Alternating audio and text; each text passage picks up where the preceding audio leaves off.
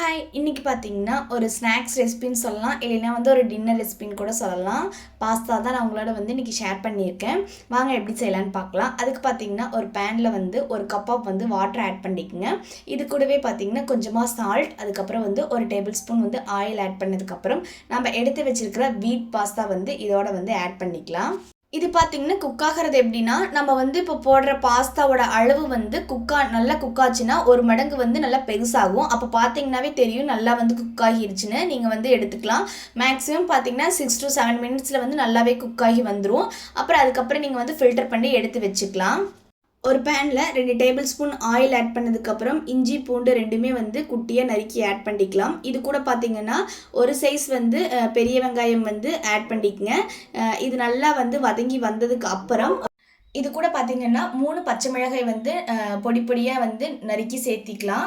அது கூட வந்து ஒரு தக்காளி வந்து நல்லா பொடிசாக நறுக்கி சேர்த்திட்டு நல்லா வந்து வதக்கி விட்டுக்குங்க. இது நல்லா வதக்கி வந்ததுக்கப்புறம் இது கூட பார்த்தீங்கன்னா வெஜிடபிள்ஸ் வந்து ஆட் பண்ணிக்கலாம். நான் வந்து வெஜிடபிளுக்கு வந்து கேரட்டும் பீன்ஸும் வந்து ஆட் பண்ணியிருக்கேன். கொஞ்சம் லைட்டாக சால்ட் ஆட் பண்ணி நல்லா வந்து கலந்து விட்டுக்குங்க. இது பார்த்தீங்கன்னா வெஜிடபிள் வந்து ஒரு 90% வெந்த பிறகு நம்ம வந்து சாஸ் வந்து ஆட் பண்ணிக்கலாம்.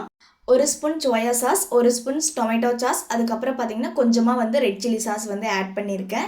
நல்லா கலந்து விட்டதுக்கப்புறம் நம்ம வேக வச்சுருந்த வீட் பாஸ்தா வந்து இது கூட வந்து ஆட் பண்ணிக்கலாம். ஆட் பண்ணி நல்லா வந்து கலந்து விட்டதுக்கப்புறம் நம்மளுக்கு வந்து ஃபைனலாக பார்த்தீங்கன்னா இறக்கும் போது கொஞ்சமாக வந்து ஆயில் வந்து ஆட் பண்ணதுக்கு அப்புறம் நம்மளுக்கு வந்து நல்ல ஒரு டேஸ்டியான பாஸ்தா ரெசிபி வந்து ரெடி ஆயிடுச்சு. இது நம்ம ஸ்நாக்ஸாகவும் சாப்பிட்லாம், இல்லை நைட் டின்னராகவும் நம்ம வந்து சாப்பிட்டுக்கலாம்.